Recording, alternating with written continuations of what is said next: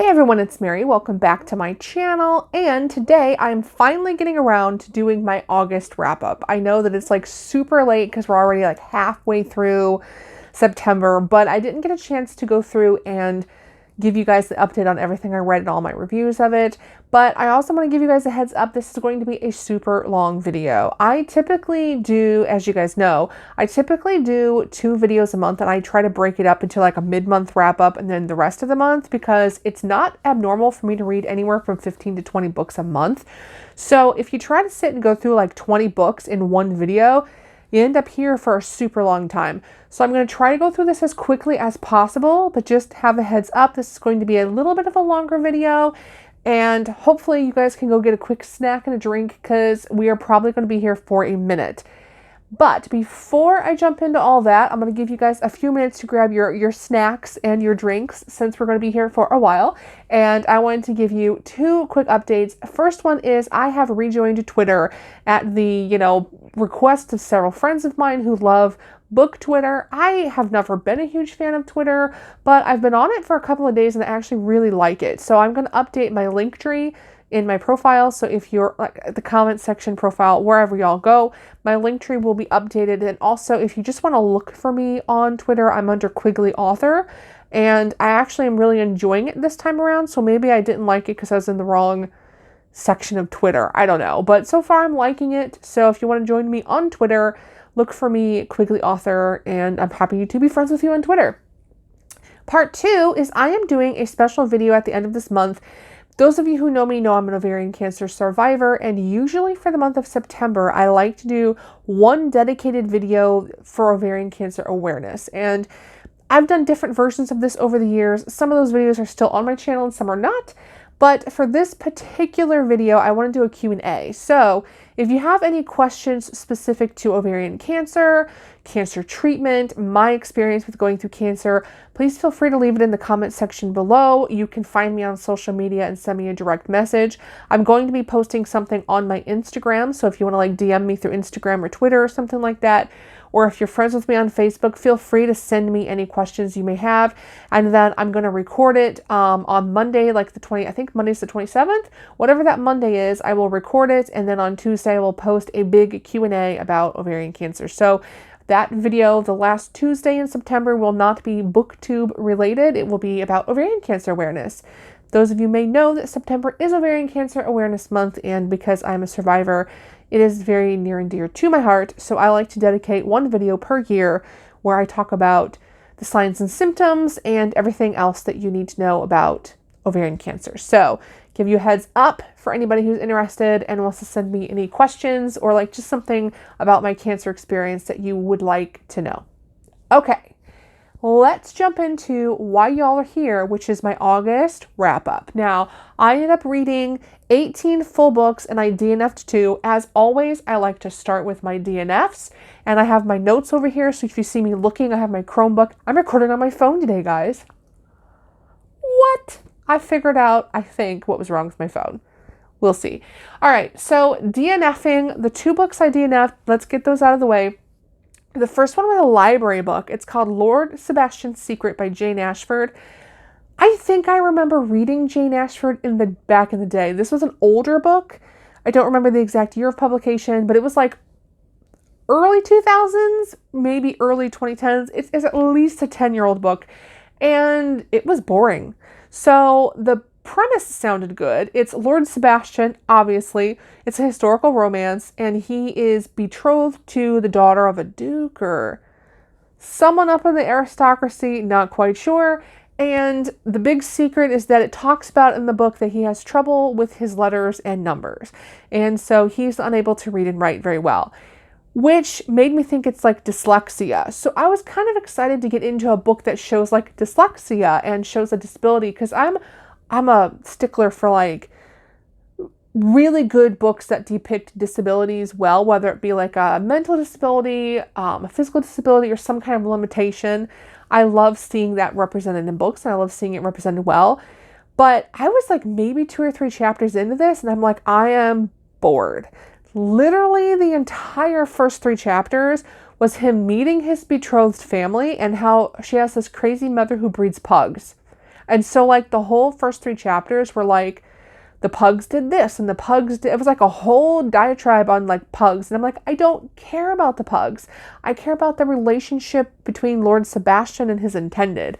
And like, I don't feel like I got that. So after like 3 chapters, I'm like, I'm out. This is boring. I don't care about your pugs. The main character should have had some kind of romantic interlude by now, and they did not. So I was out. The second book that I DNF'd was called The Initiation by Nikki Sloane. Y'all are going to hate me because I know some of you here on BookTube love that book. You guys, I could not get into this book.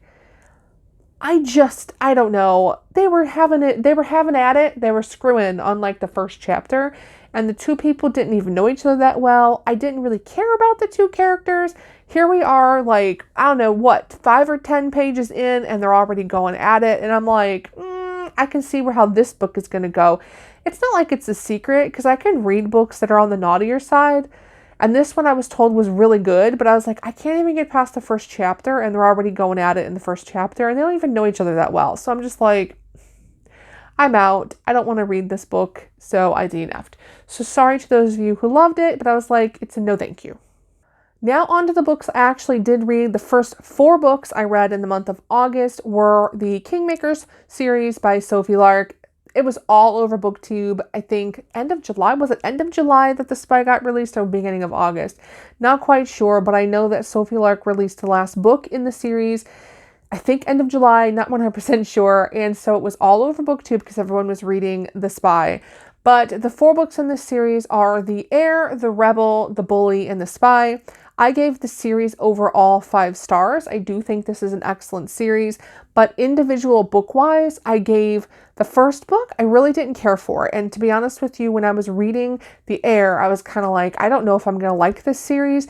Couple things that really stood out for me. I gave this book 3.5 stars. The reason why is because it reads more like a new adult. Now, I don't know if Sophie did that on purpose. Maybe that was on purpose it was a new adult, but it was very new adult and not adult-ish, which coming from Brutal Birthright, that's definitely more of an adult series. I mean, it's written as an adult romance. So I was kind of like, this feels a little bit more like new adult than adult, which I don't usually love new adult.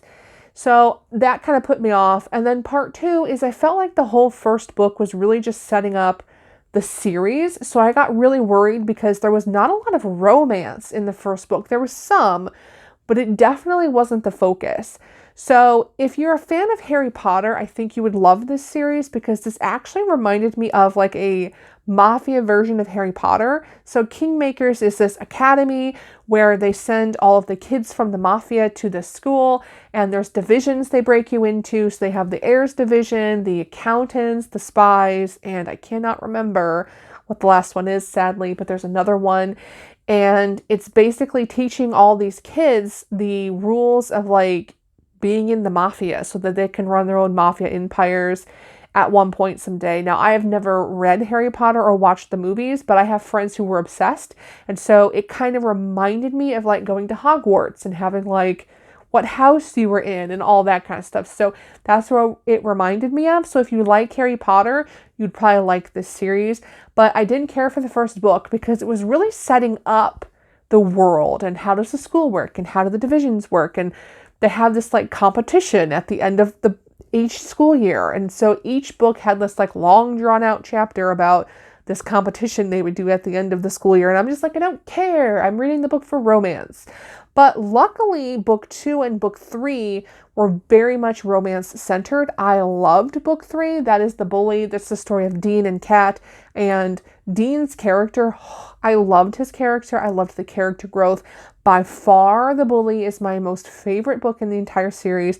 And I actually really liked book 4, which was The Spy. And I won't tell you who the character is because obviously if you haven't read the series, that's the big spoiler of the series. So I'm not going to ruin it for you. Other than to say, brilliant spoiler, brilliant writing of this series. And it wasn't until I read this book that I realized that Sophie Lark's other series, the Underworld series, was a mafia one. Because I thought Underworld was like MMA fighting or like boxing or something, which I could care less about. But when I was reading this book, it really dawned on me like, oh, that's another mafia series.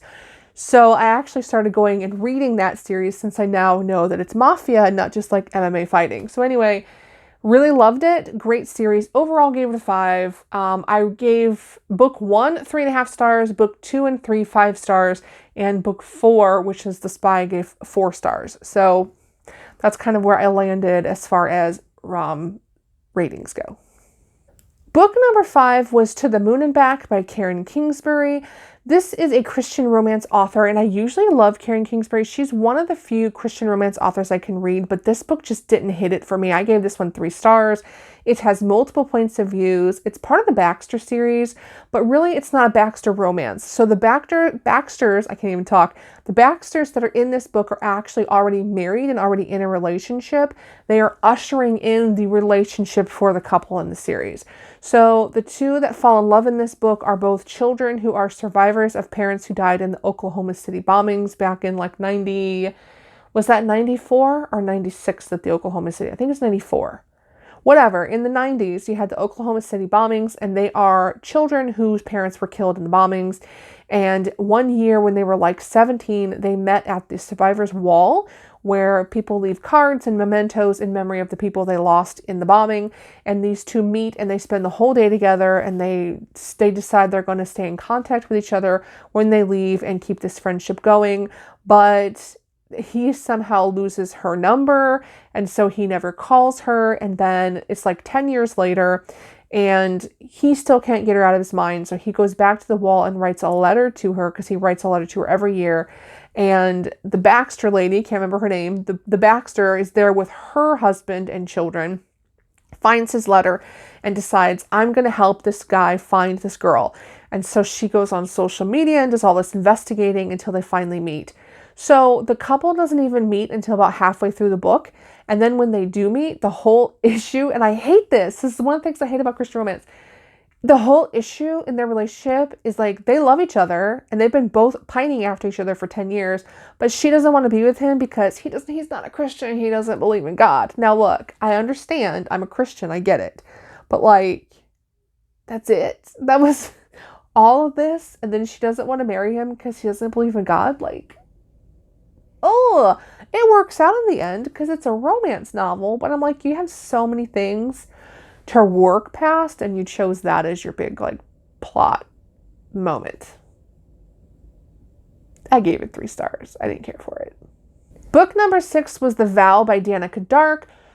Love Dannika Dark. This is actually a spin-off of the 7 series. And the very last book of the 7 series is a novella, and I can't remember the name of it. Winter something. Winter Moon, Winter Born, Winter something Winter. It's the last novella that she kind of does, like a Christmas novella for the fans. And there's this little blooming romance that happens between Lakota and Melody. And this is the story of Lakota and Melody all grown up. I was very excited about this because everyone who read that novella was like, are you guys ever going to write? Are you ever going to write? She's not multiple people. Anyway, are you ever going to write the story of Melody and Lakota? And in this book, she does. So this sets up a whole new series that basically follows the children of the original 7 series and their romantic interest. And what I really love about this one is, though it's still very romance heavy, and it's definitely paranormal because it's wolf shifters and things like that, it's more like a romantic suspense type thing, because in this particular book, Melody and Hope are opening a store, which they talk about through the last 2 books of the 7 series. They talk about when they grow up, they want to open a store together. And Hope is unable to follow up with her gems dealer because she needs to get a new gems dealer to the jewelry in the store. So Melody goes in her place. While she's there, she gets wrapped into this other pack that is having issues with murders that are happening in the area. And the murders look like they're being committed by people in the pack. And so she gets wrapped into this. And while she's there, you have Lakota, who's working undercover as a bounty hunter because he is also working as the bounty hunter to try to find out who's causing these murders in this tribe. And they have to pretend like they don't know each other, because if she lets him know, like if they let each other know, like it's going to blow his cover, because obviously Lakota's undercover. So she can't be like, oh yeah, I know her from childhood, because it would blow his cover and vice versa. So they pretend like they don't know each other, but then they end up acting on these feelings they've had since they were children, and they fall in love. in the book. So I really loved this one. I can't wait to see the rest of the series. The second book in the series, called The Alpha, comes out in October. I think it's October 5th. So if you haven't checked out this one, you don't have to read the 7 series first. This is a standalone series, but I think you would really enjoy it, and you should definitely check it out. 5 stars for The Vow by Dannika Dark. Love her. Book number 7 was Spoiler Alert by Olivia Dade. I know this one was all over BookTube back in the day. I loved this one, and I didn't expect to because I really hate rom-coms. I'm not a big fan of rom-coms, but I picked this up from the library because everyone talked about it. This one I also gave 5 stars. So you have Marcus, who is an actor on a really popular TV show called Gods of the Gates, and he plays Aeneas on the show, and he is not happy with the direction that his character is going on the show. It's really stepping away from the book it was based on and taking the character in ways that he doesn't like.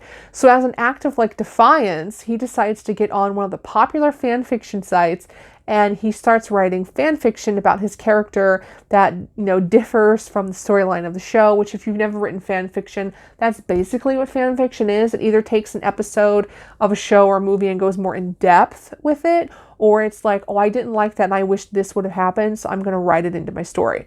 That's basically what fan fiction is. And so he starts writing fan fiction. Then you have April, who also writes fan fiction on this site. And the two of them meet via the fan fiction world, and they become each other's beta readers, and they become friends on the site. Well, fast forward to the future here, and you have April, who's been keeping the fact that she writes fan fiction and stuff a secret. And one day she decides, I'm going to admit it. I'm going to come out on Twitter and post a picture of me as part of this competition, or show your Lavinia costume, who's the other main character in the show. And all of a sudden she starts getting made fun of because she's plus size. So Marcus is like, that's some BS. And he decides he's going to ask her out on a date on Twitter, asks her out. So the whole plot here is you've got April and Marcus, who are dating and falling in love in real life as their real personas, but don't realize that they know each other already because they were friends on this fan fiction site, but never admit on the fan fiction site who they really are. So that's kind of the plot twist, is they love each other in real life. They loved each other on the fan fiction site kind of thing. So it's really cool.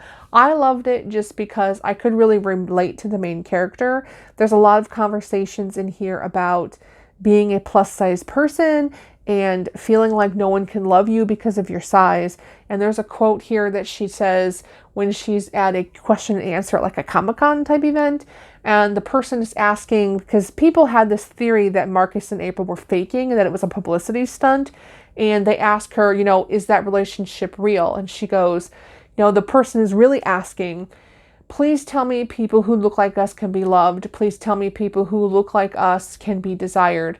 Please tell me people who look like us can have happy endings. And as a plus size person, I get that, because sometimes you feel like no one sees me. And I feel that way all the time. No one sees me, especially when I'm in a dating community and I really like a guy. I feel like he never sees me. He sees my weight. That's the way it feels. And so I loved that whole relationship and her having to get over the rejection that she's felt her entire life because of her being a plus size person. So I thought it was a really good conversation, and I loved this book.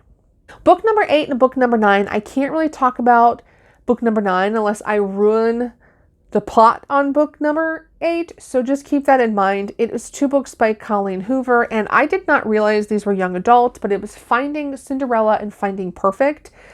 Now, I found these on Hoopla. I had just downloaded the app and was looking for a short book that was only a few hours long that I could try out Hoopla with. And so Finding Cinderella is maybe 4 hours long on Hoopla. So I listened to it. This is the story of Daniel and Six, and it is young adult. Again, I didn't realize it was young adult, but I actually really loved these. And this story was Daniel, who is in high school. He's 16 at the time the book starts. He is hiding out in the janitor's closet at his high school because his guidance counselor forgot to give him a class for a certain class period. And so rather than go to them and be like, hey, y'all forgot to assign me a class, he does what most 16-year-olds would do. And he's like, ooh, free period. I'm going to go hide out in the janitor's closet so I don't have to go to class. Totally would have tried that. So he goes in the closet during this period, hides in there, and keeps the light off and just sits in the dark so no one knows that he doesn't have a class that period. Then one day, all of a sudden, this girl stumbles into the closet with him and sits with him, and they have a whole conversation and strike up this friendship. And it happens for a few days in a row. During this period, she comes in and they hang out in the dark in the closet, and they never tell each other their real names. And because they're sitting in the dark, they don't know what each other look like. Well, then finally one day she comes in and she tells him, "This is my last time I'm coming because I'm leaving and I'll be gone for a while." And they admit that they like each other, and they end up sleeping together in the janitor's closet. Well, then obviously she leaves. He never knows who she is, but he's really sad because he really likes her. And he's like, man, if I knew who she was in real life, I would totally ask her out and have her be my girlfriend. So fast forward a year later, you have Daniel's best friend's girlfriend's best friend. Okay, follow that. Daniel's best friend's girlfriend's best friend. Anyway, comes back after studying abroad for a year, and she moves back into town. And so he meets this best friend's girlfriend's best friend, and he immediately likes her. And it's the first time since the girl in the closet that he's liked this girl. And the more he gets to know her and ask her out on dates, he's like, she reminds me a lot of the girl in the closet. She sounds like her. She likes the same things. We have the same closeness and conversation. And finally he puts two and two together, and he finds out she's the girl from the closet. So one day he finally says this to her, and he like whispers something in her ear. I can't remember what the phrase is, but whatever this phrase is what he whispered to the girl in the closet right after she left. And he says it to her, and she freaks out. I mean, she freaks out, and she goes running, and she totally has this big panic attack. And so this is the spoiler. So if you don't want to be spoiled from now until book 10, you just need to like leave, because I can't talk about the rest of this unless I spoil.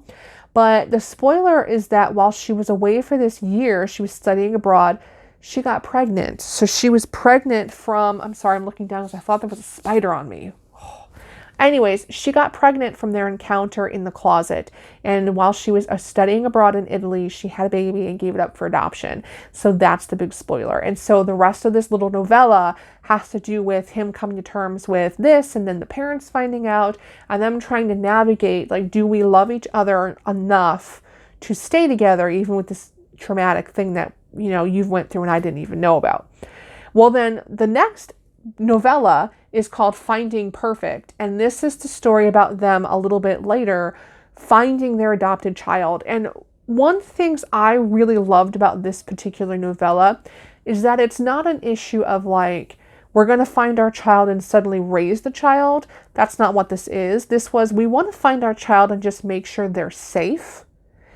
But it becomes an open adoption. So like, I love the depiction of an open adoption here, and how the adoptive parents understand the pain that the biological parents feel, and that they decide to work together in this open adoption to raise this baby together. And so I thought it was, for young adult, this really was well done, and such a good conversation to have with your children. Just a lot of really good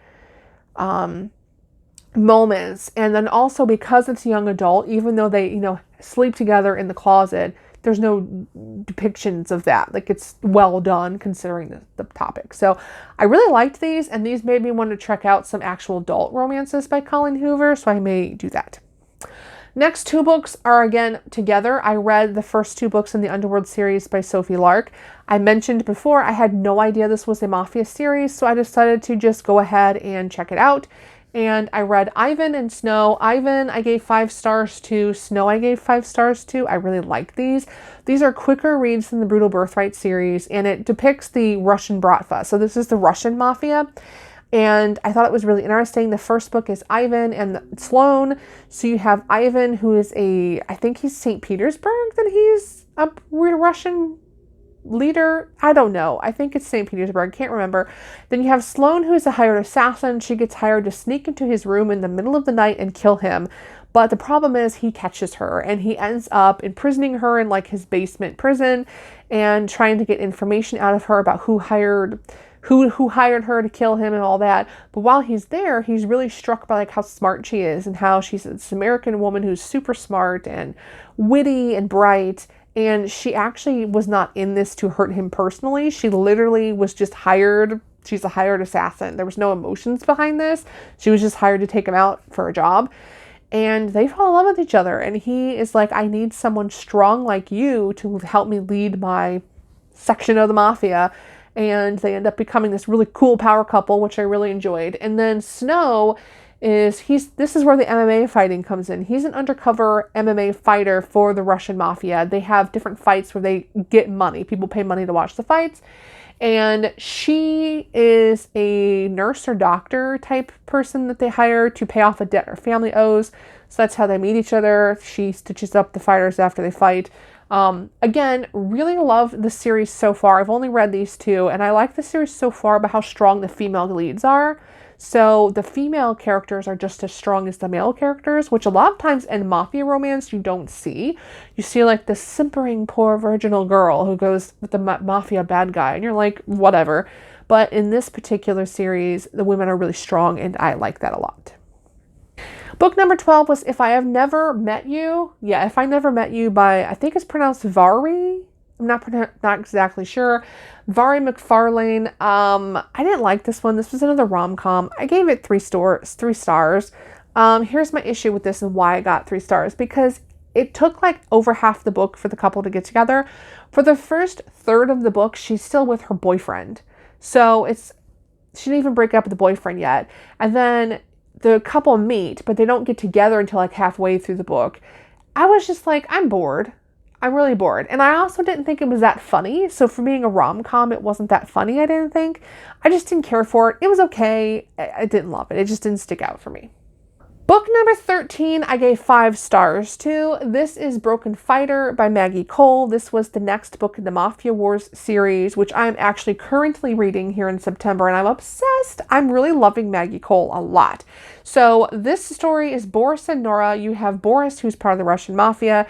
You have Nora, who's part of the Irish Mafia, and she comes from a very, very traditional Irish Catholic Mafia family, where they're like, the Irish marry the Irish, and you do not taint your bloodline with people who are not Irish. But Boris is best friends with her brother, Killian, I think it is. I think his name's Killian. Not 100% sure, can't remember. But she's best friends with Nora. He is best friends with Nora's brother, and so they've had this secret crush on each other for years, and as they've become adults, they've admitted that they like each other, but they've never acted on it because of the fact that her family would totally lose their cool if they ended up together. But in this particular book, her life is threatened, and he loses it, and he's like, this is my woman, I love her, and I'm going for it. So I really liked this book for how you see them choose to really love each other a lot, and how you actually really like the familiar relationship.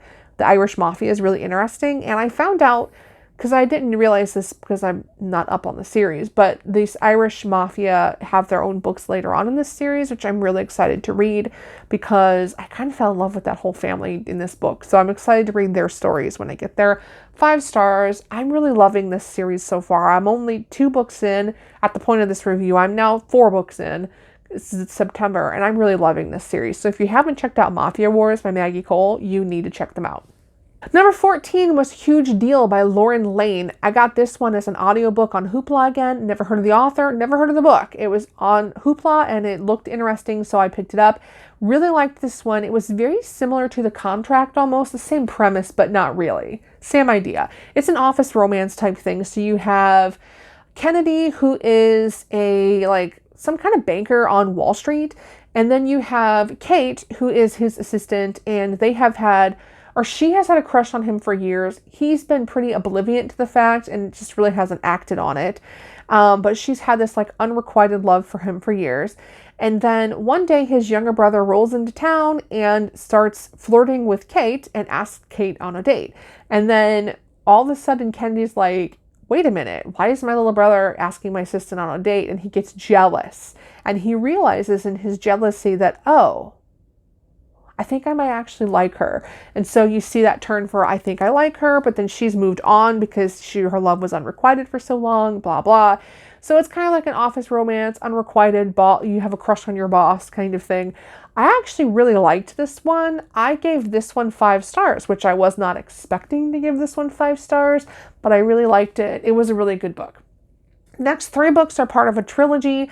Now, this trilogy is by Meghan March. It's the Sin trilogy. I had no idea there was drama with Meghan March this year, so I was I was watching Romancelandia. Who does Romancelandia video? Shoot, is it Library of Tomes? I may have the wrong person, and I apologize if I do. I will actually post a link to her video in the description so that you guys know who I'm talking about. But one of the people I follow here on BookTube does Romancelandia, so it's just basically all the drama in the romance world. And she mentioned Meghan March in her last video, and I went, oh, I didn't realize there was drama with Meghan March because I had just finished this trilogy, and then her video popped up, and I went, uh-oh.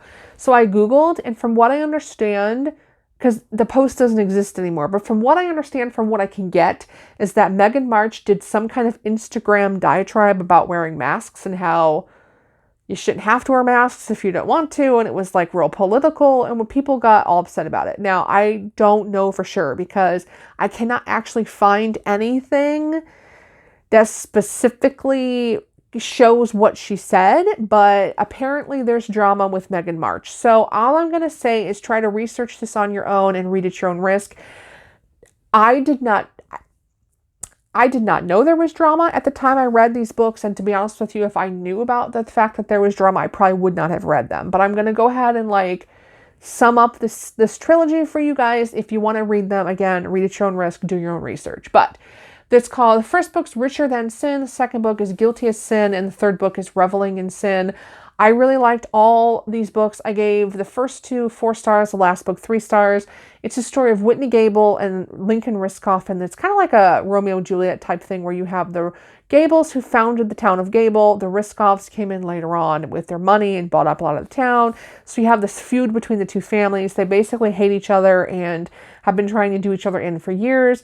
Then one night you have Whitney and Lincoln that meet each other in a bar. They don't know who each other are, so they have no idea that they're from the opposing families, but they meet each other at a bar one night and they have a one night stand and they fall in love. And then it comes out later that, oh my goodness, you're a Gable, you're a Riskoff, we're supposed to hate each other, but we love each other. And it's just a whole lot. It reminded me of like a telenovela. Like this had more soap opera-esque stuff in it. So many twists and turns. She marries somebody else and then moves away and then comes back and then house burns down and it's nuts. It's nuts. But book 3 got 3 stars because I was really kind of bothered by the ovarian cancer reference.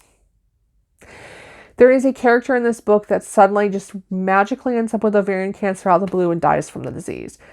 Normally that would not be a trigger for most people, but being a survivor of that cancer, I try to steer clear away from books where people are dying of cancer in a book because I have a really hard time with it. There was a really popular Christian movie out a few years ago that came out about a singer's wife that died of ovarian cancer, and I was right in the middle of chemotherapy at the time, and I'm like, I can't. I cannot do this.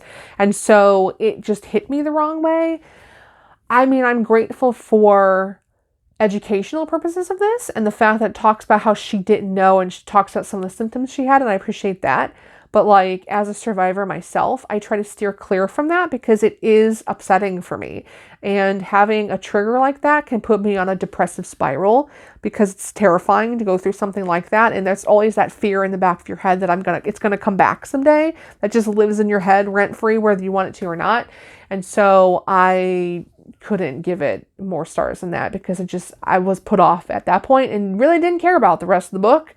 It ended well, but I was really put off, especially at the end when she's dead and they're raising her children. And I'm just I can't. It normally wouldn't be a trigger for most people. It's a trigger for me. And the very last book of the month that I read, book number 18, was Worth the Fight by, I think it's V. Keeland or Vi Keeland. You guys, this one was the surprise secret of the month because I totally did not expect this to be very good. This was another audiobook that I downloaded off of Hoopla.